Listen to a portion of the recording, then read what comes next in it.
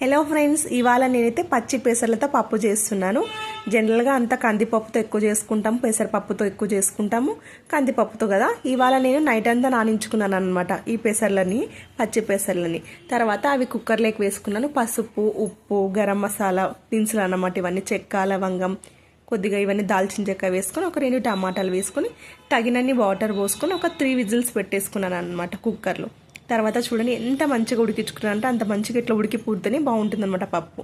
తర్వాత గిన్నె పెట్టుకొని ఆయిల్, జీలకర్ర ఆవాలు, కరివేపాకు వేసుకున్న తర్వాత ఆనియన్స్, పచ్చిమిర్చి వేసుకున్నాను. ఆల్రెడీ మనం ఉడికించుకున్నాం కదా పచ్చి పెసలు, అది కూడా వేసి కొంచెం ఒక 2 మినిట్స్ మగ్గించుకోవాలన్నమాట. తర్వాత ఆల్రెడీ మనం పసుపు, ఉప్పు మనం ఉడికించుకునేటప్పుడే వేసాం కాబట్టి ఇప్పుడేం అవసరం ఉండదు.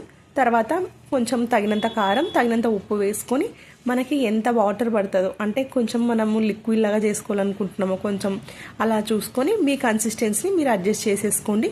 ఉప్పు కారాలు అయితే మనకి తగినంత వేసేసుకున్న తర్వాత మనమైతే ఇక్కడ నేను కొంచెం నిమ్మకాయ పిండుతున్నాను అనమాట. ఇక్కడ మనము చింతపండు అనేది టోటల్గా అవాయిడ్ చేసేసినాము, హెల్దీ వేలో చేసినాను అనమాట. చాలా చాలా బాగుంది, అందుకే మీతో షేర్ చేస్తున్నాను. రోటీ కాంబినేషన్ అయితే చాలా బాగుంటుంది, ఒకసారి ట్రై చేయండి ఈ విధంగా.